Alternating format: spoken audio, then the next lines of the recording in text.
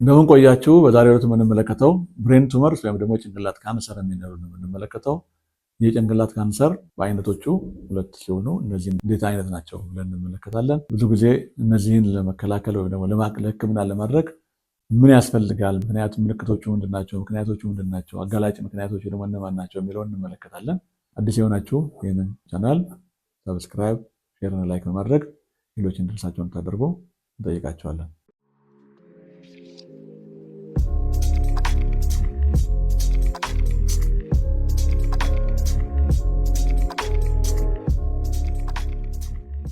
ብሬን ቱመርስ ወይም ጭንቅላት ካንሰር ማለት ከሚገባው መጠን በላይ ያለ ገደብ የሴሎች መባዛት ሲሆን በአንጎል ውስጥም ሆነ ከአንጎል ውጭ የሚከሰት ነው።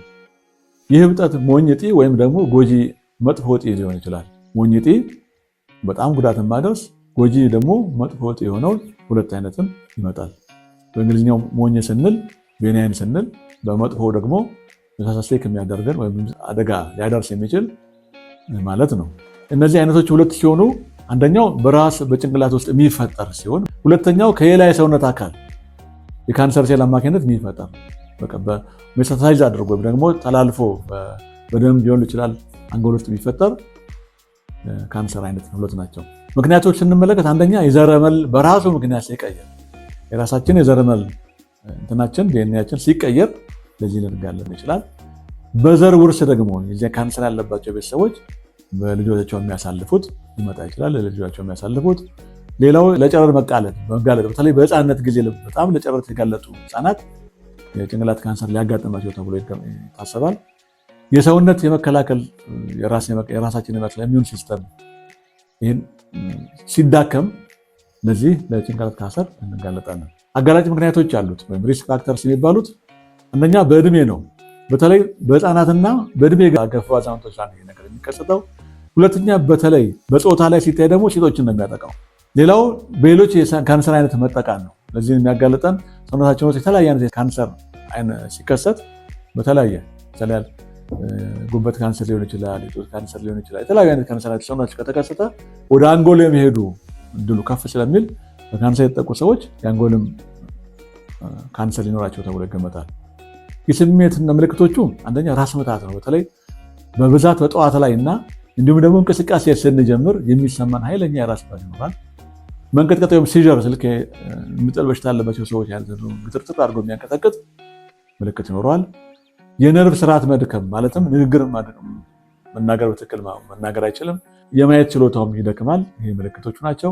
ማስታወስ ያለመቻል፣ የስብዕና መለወጥ፣ ድሮ የነበረን ስብዕና መለወጥ፣ ማቅለሽለሽና ማስታወክ፣ እነዚህ እንትኖች ምልክቶች ናቸው። የምርመራ ዜሮችን ስንመለከት አንደኛ አካላዊ ምርመራ፣ እነዚህ ቅድም ያልናቸው የስሜቶችን ምርመራ ይደረጋል፣ የእይታ ምርመራ ይደረጋል፣ የአካል ጥንካሬ ምርመራ ይደረጋል። እነዚህ አካላዊ ምርመራ ፊዚካል ኤግዛሚኔሽን ላይ የሚገኙ ናቸው። ሌላው ኢሜጂንግ ምርመራ አንደኛ ኤምአርአይ፣ ሲቲ ስካን በዚህ መውሰድ ይቻላል፣ መመርመር ይቻላል፣ ይገኛል። ባዮፕሲ ደግሞ ከተገኘ በኋላ በኤምአርአይ እና በሲቲ ስካን ከታየ በኋላ ናሙና ይወሰዳል ከአንጎል ላይ። ከዛ ካበጠው እጢ ላይ ተወስዶ ቤናይን ነው ወይስ አይደለም፣ ሜታስታሳይዝ የሚያደርገው አደገኛው ነው የትኛው ነው፣ ለሕክምና ለሚያስፈልግ ምርመራ ይደረጋል። የዘረመል ምርመራ ደግሞ ይደረጋል፣ እንዳላቸው ዲኤንኤ ምርመራ ይደረጋል። ሌላው አንጎላችን እስከ ወገባችን ድረስ የሚወርደውን ሴሬብሮ ስፓይናል ፍሉይድ የሚባል አለ፣ የዚህን ፈሳሽ ምርመራ ይደረጋል። ሕክምናው አንደኛ ምንም ነገር አይደለም፣ እብጠቱን ለማስወገድ የቀዶ ሕክምና ነው። መጀመሪያው እንትን የቀዶ ሕክምና ነው ለዚህ የሚደረገው። ሁለተኛው የጨረር ሕክምና ነው። ሌላው የካንሰር የመድኃኒት ሕክምና አለ፣ ኬሞቴራፒ። ለይቶ ደግሞ ካንሰር ለይቶ ሕክምና እንዲጠፉ የሚያደርግ። ሌላው ደግሞ የራስን መከላከል ስርዓት ማጠናከር፣ ቅድም እንዳልኳችሁ የኢሚዩን ሲስተማችንን እንዲጠናከር በማድረግ።